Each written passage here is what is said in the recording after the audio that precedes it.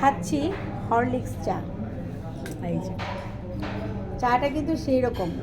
আসলে এত ক্লান্ত ছিলাম, দুপুরের এই লাঞ্চের ব্লগটা আর করতে পারলাম না, কারণ খাপুস খুপুস খেয়েছি গতকালকে আসার পরে। সিলেটে আর কোথাও খাবার এরকম ভালো লাগে।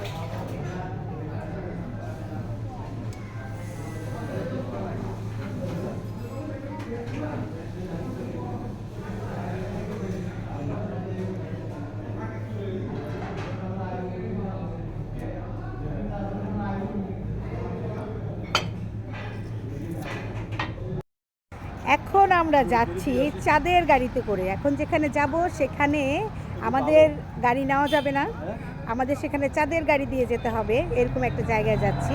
দুপুরে লাঞ্চ করলাম এখানে এই হোটেলে, খুবই টেস্টি খাবার ছিল, যদিও এত ক্লান্ত ছিলাম যে খাবারের ভিডিওটা করতে পারিনি। নেক্সট আবার করব। তো এখন আমরা চাঁদের গাড়িতে যাব। এই যে এই হচ্ছে আমাদের সেই চাঁদের গাড়ি, যেটাতে করে আমরা এখন যাবো। ওঠো, যাও। তুমি সাইডে বসবা নাকি মাঝখানে বসবা? আচ্ছা ওঠো না আগে। আচ্ছা পিছনে বসে আসো। চাঁদের গাড়িতে উঠে গেছি। কোথায় উঠেছ? চাঁদের গাড়ি। এটা কি আপু? ওরা তো সিট বেল্ট দেওয়া লাগবে মনে হয়। রূপা, আমরা এখন কি চাঁদের গাড়ি দিয়ে যাব, তাই না?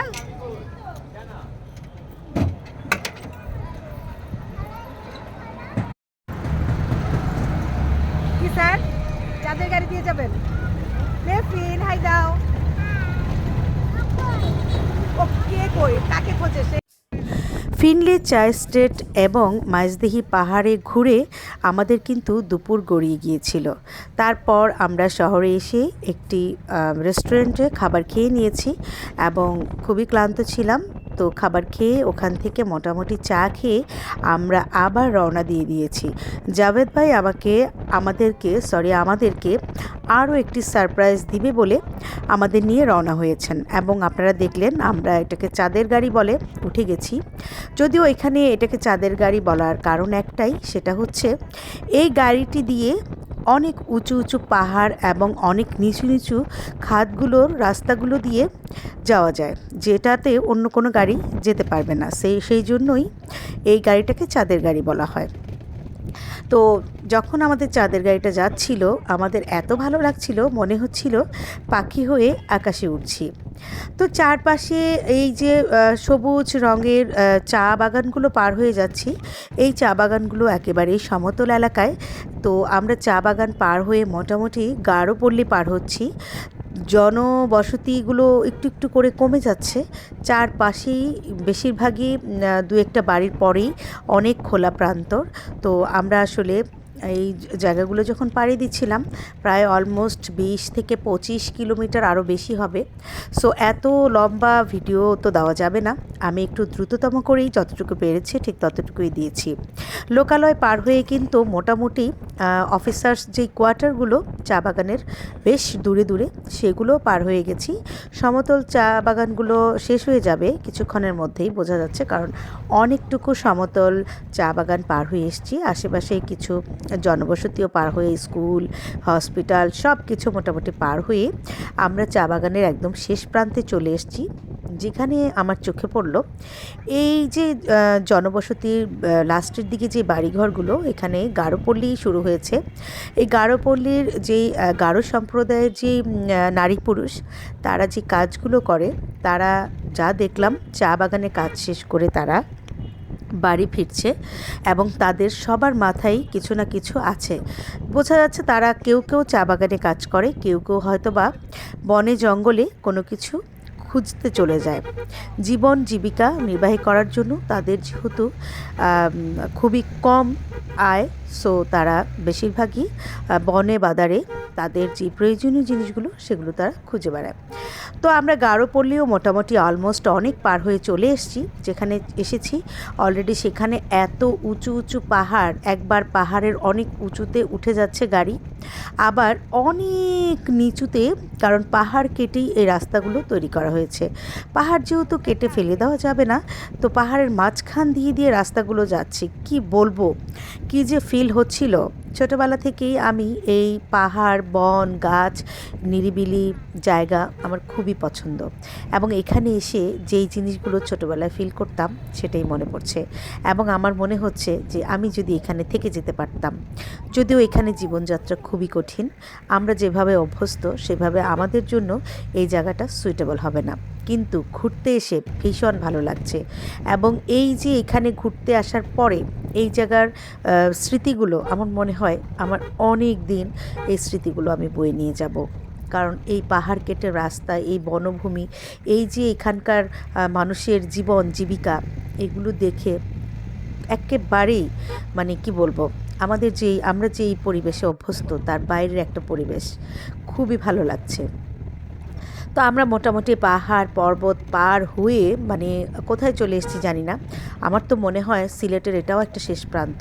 হ্যাঁ, সিলেটের প্রায় এটা একটা শেষ প্রান্ত। শ্রীমঙ্গলের একদম গহীন জঙ্গল যেগুলো বলে সেটার ভিতরে পাহাড়ের খাঁজ কেটে কেটে প্রায় শহর থেকে 25 থেকে 30 কিলোমিটার দূরে পাহাড়ের উপর আরেকটা জনবসতি আছে, আমরা সেখানেই যাচ্ছি। এবং আমাদের সাথে যে জাভেদ ভাই আছেন, ওনার সাথে সেই সম্প্রদায়ের মানুষের সাথে খুবই ভালো রিলেশন। উনি আমাদের আত্মীয় হিসাবেই সেখানে নিয়ে যাচ্ছেন, আমরা তাদের মেহমান আজকে। চলেন আমাদের বাইরের অন্য সম্প্রদায়ের অন্য গোত্রের মানুষের ঘরবাড়িগুলো দেখে আসি।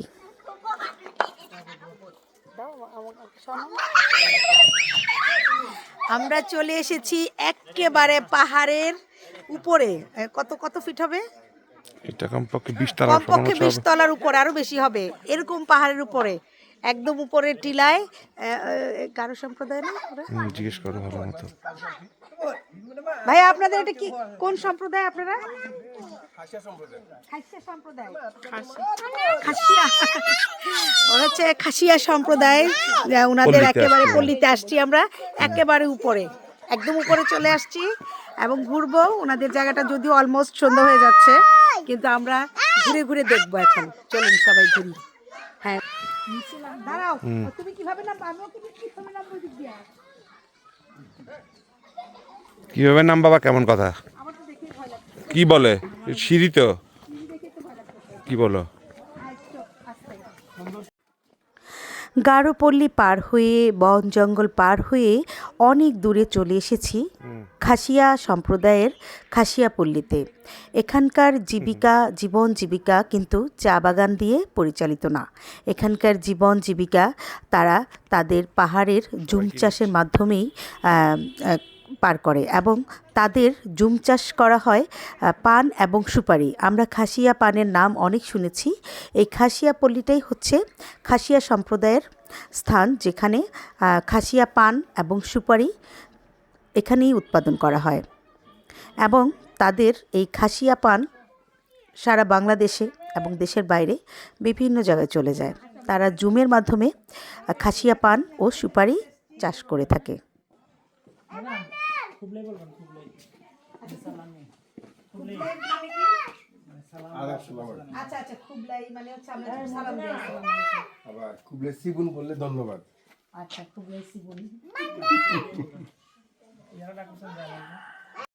মানে আমাদের ভাষায় বলে মন ফেলে দেওয়া, মানে মন নাই, মন ফেলে দিছে। নমন নামটা অনেক সুন্দর।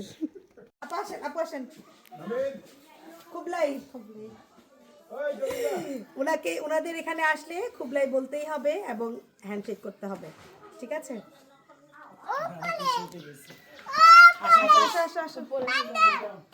আগে আমরা এখানে বসবো, এখানে বসবো। যাও যাও। সেখানে বানর আছে, সেখানে এখানে বানর নাই, বানর ওদিকে যেতে হবে। শুধু মানুষ আছে, মানুষ আছে। এবার এখানে চুপ করে বসে থাকো, এখানে চুপ করে বসো।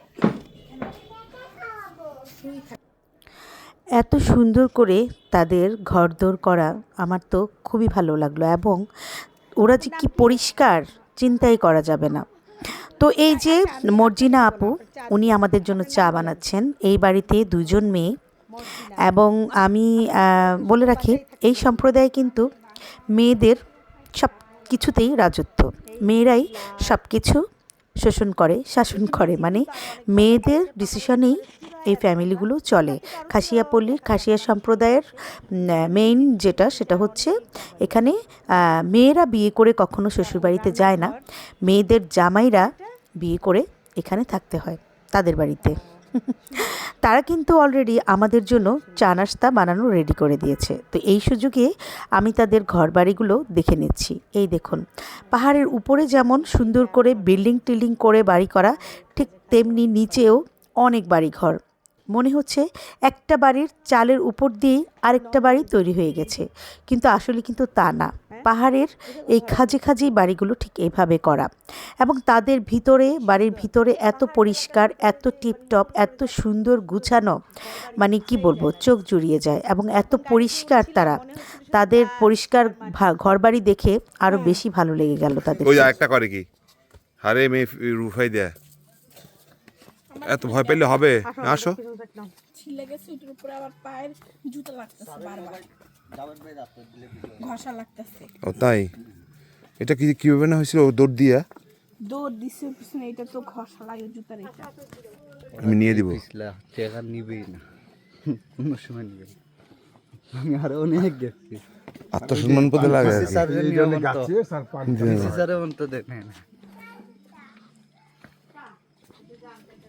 আত্মসম্মান বোধ বেশি আর কি।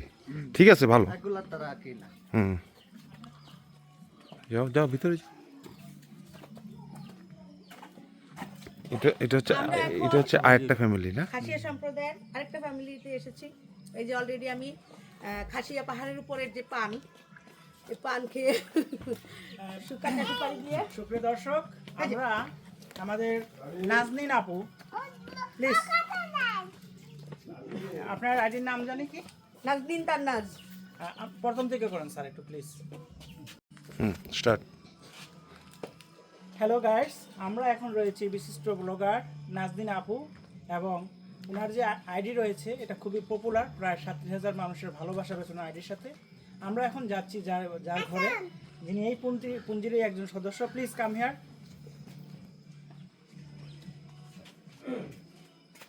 তোমার নামটা বলো।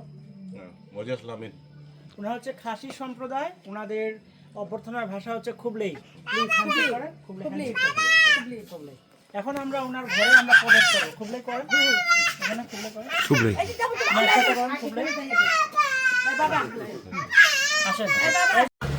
সন্ধ্যা হয়ে গিয়েছিল, তাই দুঃখের বিষয় খাসিয়াপল্লীর পুরোটা আমাদের ঘোরা হয়নি। খাসিয়াপল্লীতে মাত্র সামনের দিক দিয়েই একটুখানি দেখে তাদের দুইটা ঘরে চা নাস্তা করে চলে যাচ্ছি।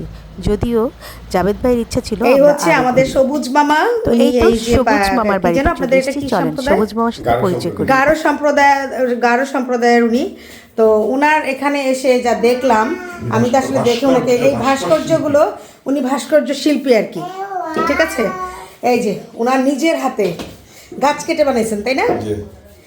এই যে কি সুন্দর, মানে প্রতিভা কোথায় লুকিয়ে থাকে, ঠিক আছে। উনাকে দেখলাম, উনি পাহাড়ের উপর থেকে নেমে আসতেছে, আমাদের সম্পর্কে মামা হয়। আমরা উনাকে তুলে নিয়েছি চাঁদের গাড়িতে নিয়ে, আমরা খাসিয়া সম্প্রদায়ের ওখানে ঘুরে এসেছি। তো যাওয়ার পথে মামার বাসায় নামলাম। তো আসার সময় বলছিল আমাদের জাবেদ ভাই যে মামার ওখানে গেলে বুঝতে পারবেন মামা কি। এই যে মামার নিজের হাতে বানানো, ঠিক আছে, মানে কি বলবো।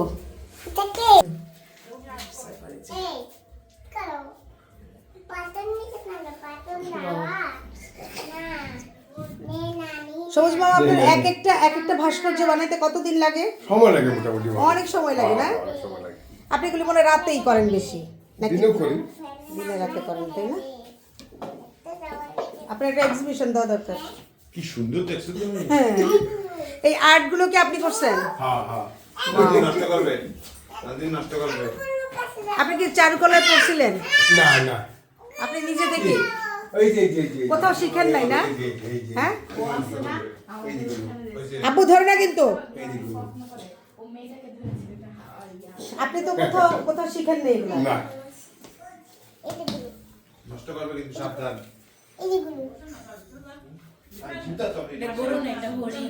হরিণ, হ্যাঁ ঠিক আছে। খুবই সুন্দর লাগলো। লাগাই দিছি। সবাই সবুজ মামার জন্য দোয়া করবেন। উনি কিন্তু শিখে নাই এগুলো, ওনার নিজের প্রতিভা এগুলো। আর চা খাবো না কিন্তু। এবার চা না খেলে অমঙ্গল হইব। এবার কি করবো বলেন? চা খাইতে খাইতে সবার তাহলে অল্প, অমঙ্গল হবে। অল্প, চা না অল্প, খেতে পারলে অল্প, অল্প। মেহফিল ধরবা না। জাভেদ ভাই, অল্প।